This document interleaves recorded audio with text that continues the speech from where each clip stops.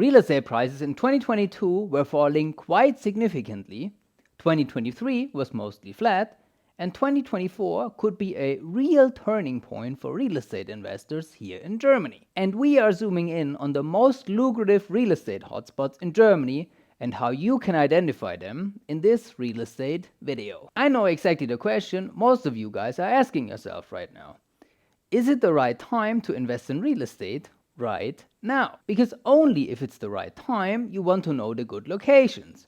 If it's a bad time right now, you couldn't care less about real estate hotspots, right? Nobody knows the answer to that question for sure, but we can make an educated guess based on 3 factors. First, we need to understand that the so-called crash that happened in 2022, which was really only a small drop in prices if you ask me, is perfectly healthy. I mean, compare German real estate prices with the German stock market index DAX at the start of the pandemic.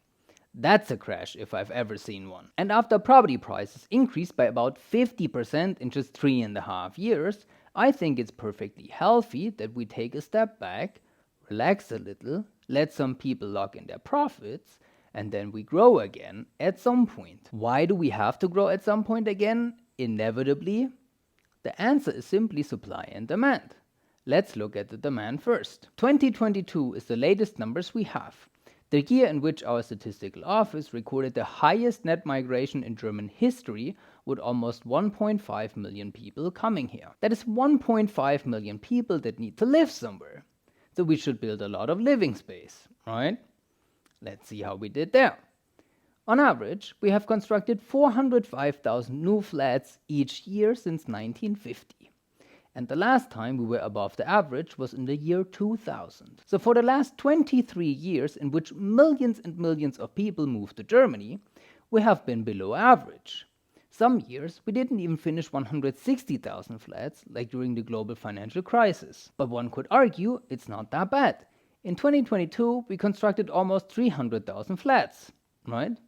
Well, let's look at the building permits for the last year then. From January to October last year, we are down by 26.7%, 38% for single-family houses, and more than 50% for two-family houses.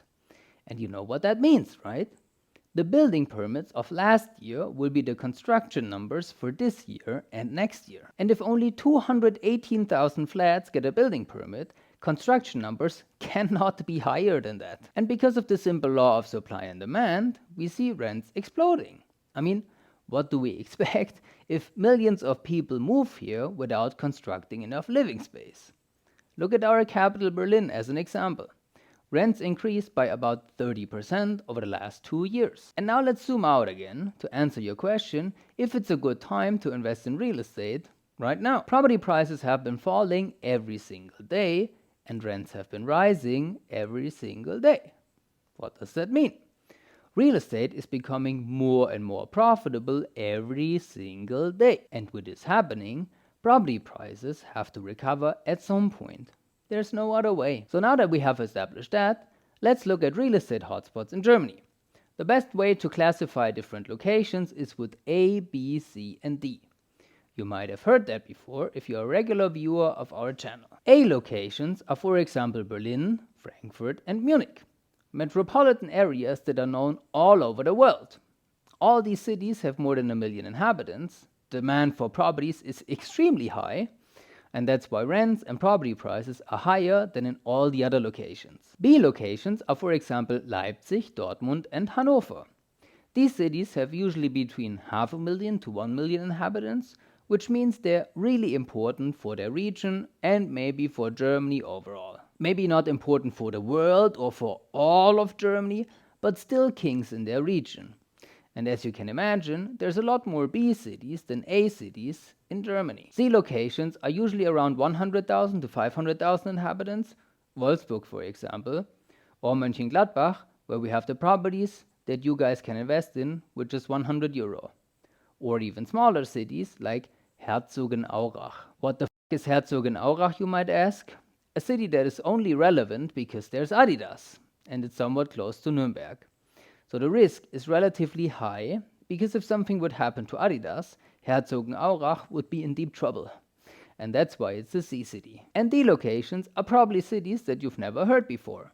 Passau, close to the Austrian border. One could argue if Ulm is a C or D location. I'd personally put it into the D category. Or Trier, which has a university and is located quite close to Luxembourg. Okay, but that's about it. So you can see that it's quite obvious what an A city looks like. If another city is classified as C or D, that's up for debate. Why would anyone invest in D cities? Because they offer the cheapest price and therefore they could offer the highest return on investment. Potentially. But they have the highest risk too.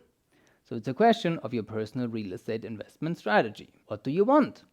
Do you want to invest as safe as possible in the middle of Munich, where nothing is ever going to happen to your flat and you will always find a tenant? Then you have to pay the premium for the safety that you want. Or do you want the higher returns in the riskier C and D locations? Maybe fine if you can afford not to have a tenant for a month or two, and you diversify accordingly. Speaking about diversification, some of you might have expected that I would tell you the best real estate location for every single investor watching. But that's not how it works, guys. There's not one location that's best for everyone, but there's one investment principle best for everyone: diversification. Do not focus on one area only, because if something would happen to that area, you're Let's talk about Herzogenaurach again. If something would happen to Adidas, a lot of people would move out of Herzogenaurach and your property may be empty for a very long time. And it's probably worth only a fraction of what you bought it for. So diversify in many different cities. Which brings us to the next question: will you take care of the property, or do you hire a property manager that does the work for you? If you manage the properties yourself, good luck with that, first of all. And secondly, your diversification potential is somewhat limited by the area that you live in. You might want to diversify with properties 1 or 2 hours away from you, but that's about it, huh?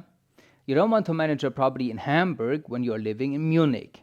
At least I wouldn't. And that's why I have property managers for my rental properties. They manage everything for me, so I can diversify a lot more.